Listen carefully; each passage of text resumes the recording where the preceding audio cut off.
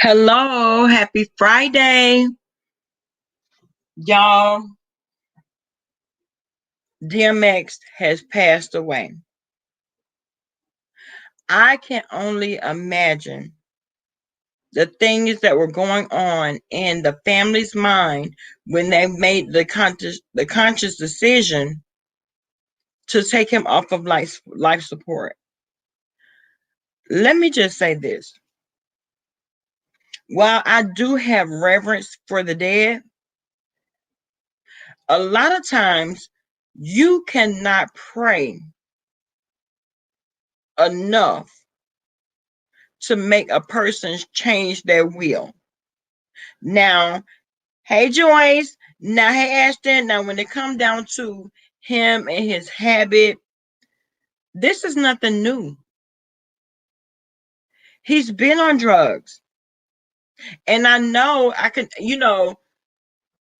only imagine how many times he's been warned, about his recreational behavior and how it would inevitably take a toll on his body. And that's what has happened. Now, I see a lot of people posting videos, pray for DMX, prayers go up for DMX. But DMX made the conscious decision to take those drugs that aided in him losing his life. They just did. A lot of times we think we can save people through prayer, and prayer does change things. But when it's a person's will to do a certain thing, that's what they're going to do. I can only imagine the countless nights of people that are close to him that, know his ins and outs, know his daily, routine or whatever. How many times they say, I really wish you would stop. I really wish you would take better care of yourself. But it was all falling on deaf ears. It was all falling on deaf ears because he continued to operate in this reckless manner, which in turn was the major causation of his death. Now, I'll be the first to say, pray about it. Pray about it. But the outcome is inevitable. It's inevitable. No matter how many prayers you send up, whether you are the type of person that prays, and the prayers only reach the ceiling, or whether it reaches all the way to heaven, it is what it is. He did not take heed to the signs, the red flags, all of the, opinions that he had been given first, second, third, fourth, fifth.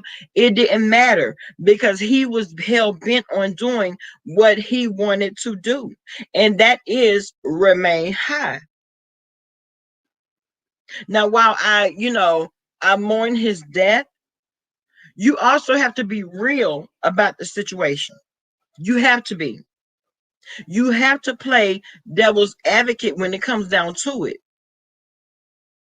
And I don't mean this, in any disrespectful manner at all.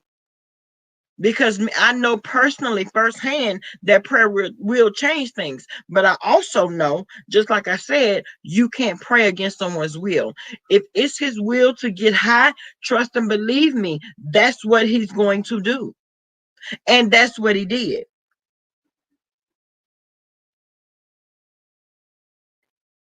He is or was one of the goats of hip hop.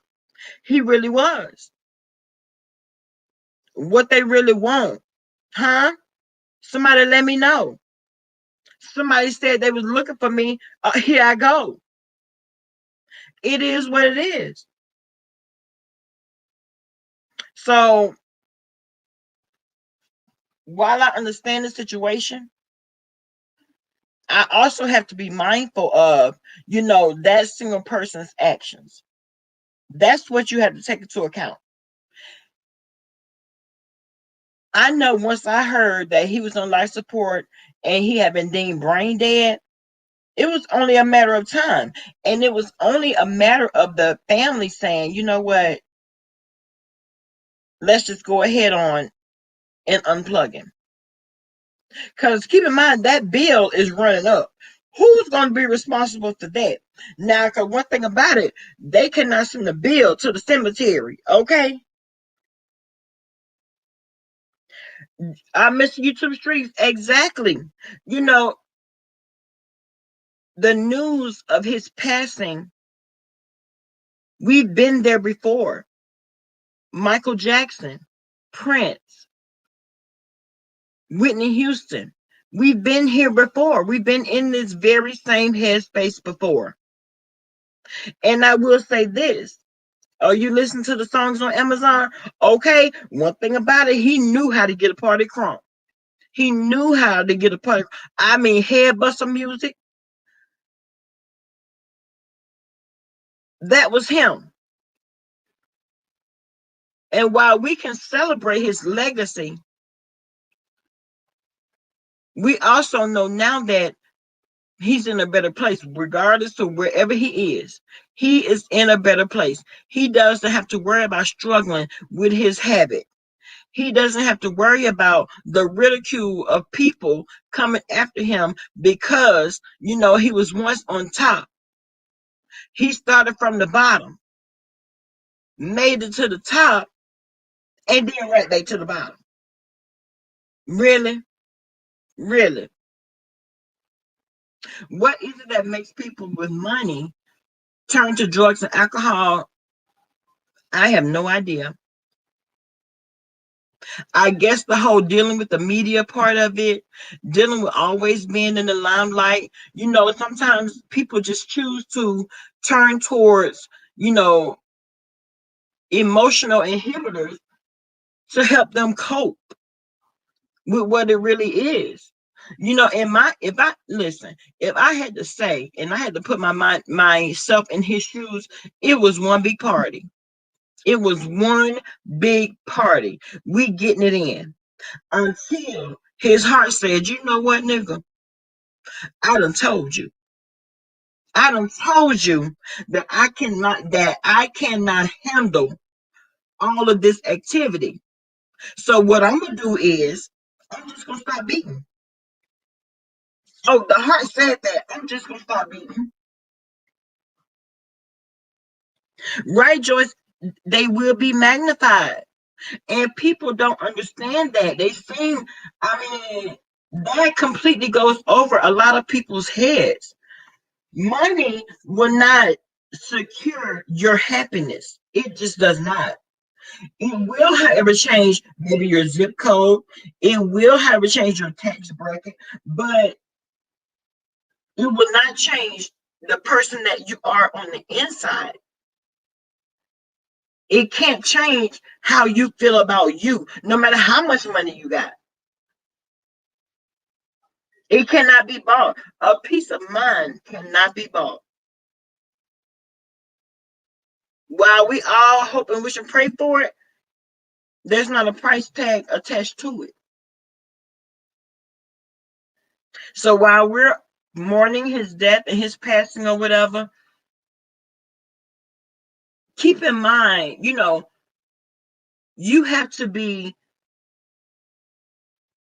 cognizant of what you're doing and how it's going to affect you, your health, your mental health, your physical health. You know what I'm saying? And then you need to move accordingly. If the people tell you to stop getting high, stop getting high. Now, if you've never been an addict, you've never been addicted to any type of drug or alcohol or whatever, it may seem far-fetched. It may seem like it's simple. But a lot of times when people are battling with their demons, the devil and their demons have the tendency to win. They have the tendency to win. They do. And you then in turn bow down to those feelings. I think it's really sad. I really think it's sad. Because I have reverence for the dead, I respect the institute in which it remains.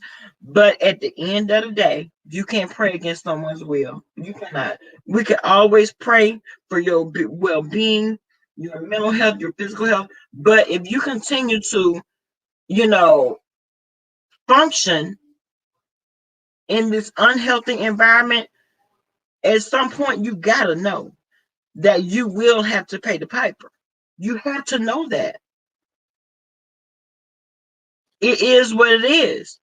You cannot sit back and think that you could do all the drugs that you think your body can consume and it not have an effect on you, because it will.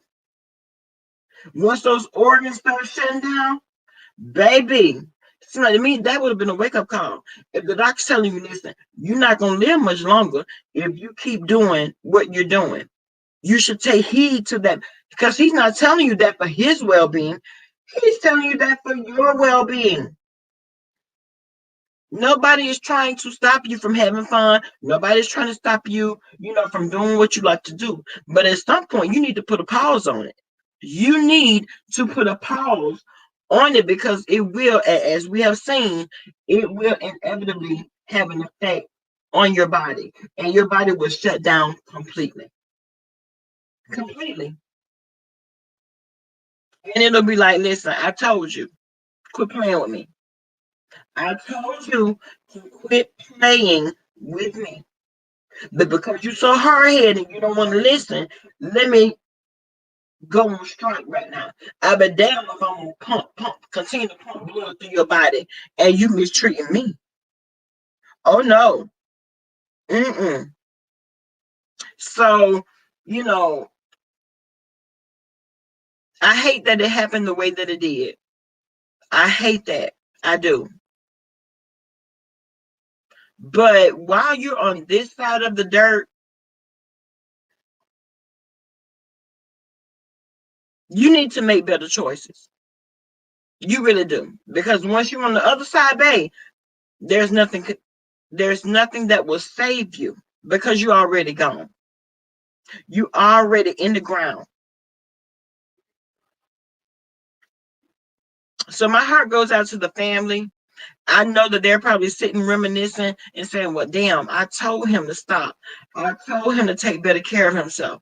I told him this was not going to last forever. Because those are the things that I would be saying. I told him to take better care of himself. And because it all fell on deaf ears, now here we are. Here we are. And it is heartbreaking. Listen, it's heartbreaking. So I will continue to, pray for the family's strength and healing.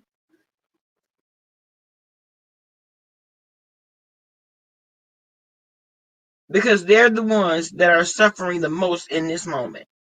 Yes, he had thousands and thousands of fans. But the family is the one that were the closest to him. They're the ones that are going through it. I don't know. I don't know. I don't. I don't know. And then maybe it's not for me to ever understand. Because I feel like this, when you have a substance abuse problem, you really make the conscious decision to continue to indulge, no matter what the outcome may be. At that point, you don't care. You're doing what you want to do and living your best life. And if that's, how he chose to go out, that's how he chose to go out. At that point, your body didn't even have anything to fight with. Your body couldn't go to bat for you because you had already drug it through the mud. And at that point, the Bible's like, listen, I have given you all that I can give. And that's that on that. That is that on that. But rest in peace, rest in heaven, DMX. You had a good run. You had a good run.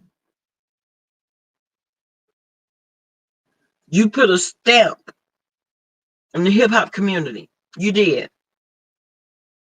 People will be playing your music forever. Because it's no different than Tupac and Biggie. People will be playing your music forever.